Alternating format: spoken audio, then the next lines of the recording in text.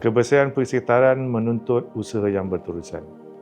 Kebanyakan masyarakat telah memainkan peranan menjaga kebersihan. Namun, masih ada sebilangan kecil daripada mereka yang masih tidak cakna tentang perkara ini.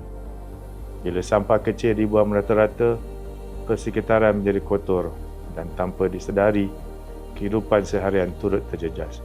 Keadaan inilah yang mendorong kepada satu pendekatan, iaitu Perintah Khidmat Masyarakat. Hakikatnya, menjaga kebersihan bukanlah perkara baru.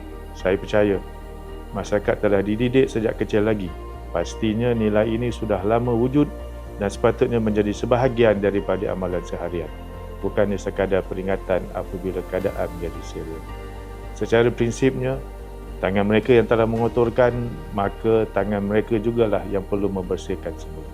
Di sinilah bermulanya satu kesedaran dan tanggungjawab. Inilah asas kepada Perintah Khidmat Masyarakat.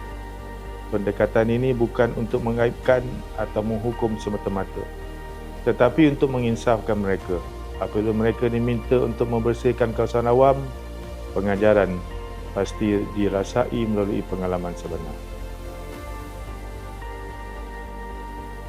Apabila Perintah Khidmat Masyarakat dilaksanakan di tempat awam, masyarakat dapat melihat sendiri kesan daripada sesuatu perbuatan. Ini menjadikan satu peringatan secara bersama bahawa setiap tindakan ada tanggungjawab dan menjaga kebersihan bukanlah perkara yang boleh dipandang ringan. Saya tidak melihat Perintah Khidmat Masyarakat ini sebagai satu hukuman semata-mata. Saya melihatnya sebagai satu usaha untuk mendidik masyarakat agar lebih bertanggungjawab terhadap kebersihan.